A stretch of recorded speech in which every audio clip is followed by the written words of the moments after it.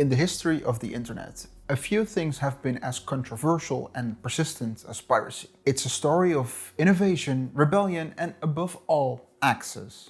Access to the content people love. This is the story of the death and rise of piracy. In the 1980s, piracy was a grassroots movement. Back then, floppy disks containing games and software were passed between enthusiasts at meetups and through the mail. It was simple, it was local, and it was harmless, or so it seemed. Fast forward to the 1990s, and the internet changed everything. The rise of bulletin board systems, or BBS, allowed users to upload and share software globally. This underground network, often referred to the Juarez scene, laid the foundation for modern digital piracy. In 1999, the internet hit a turning point. Napster launched, and with it came a revolution in music sharing. Suddenly, millions of people could download their favorite song with just a few clicks. For a generation, Napster wasn't just a service, it was freedom.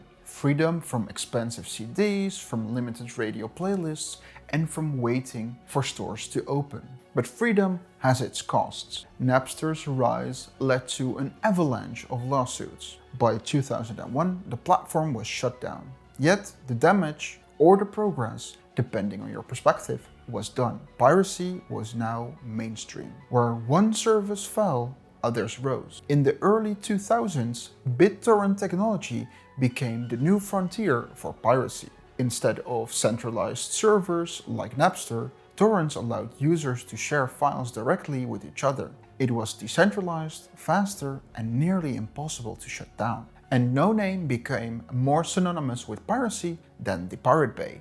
Founded in 2003, this site defied legal authorities across the globe. It was a rallying point for those who believed in free access to content, even at the cost of legality. The entertainment industry didn't sit idly by.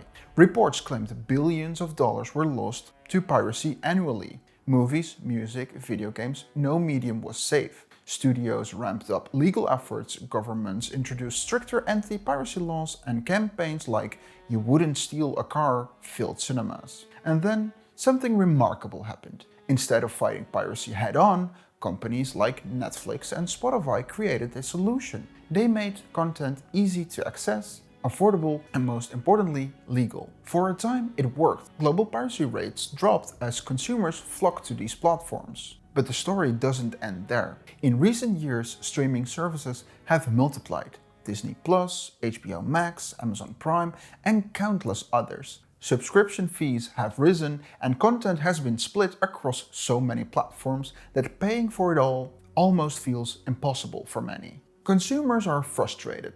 They want access to their favorite shows and movies without juggling 5 to 10 subscriptions. And so, the old habits are returning. Studies show that piracy is on a rise again, not just for movies and TV shows, but also for live sports and ebooks. The convenience of piracy paired with dissatisfaction in the current system is pulling users back into the underground world of torrents and streaming sites. Piracy often thrives when legal alternatives fail to meet consumer expectations. It's not just about cost, it's about ease of use, availability, and accessibility.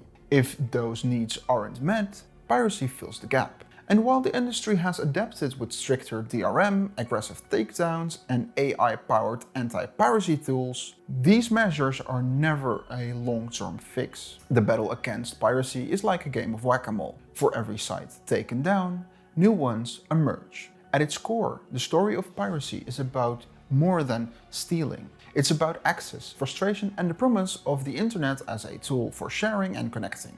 When content becomes locked behind too many paywalls, people will find a way to break through. The death and rise of piracy isn't just a tale of lawbreakers and industry losses. It's a mirror reflecting the changing relationship between creators, distributors, and audiences. The question remains, can we strike a balance that works for everyone? And that's the story of the death and rise of piracy.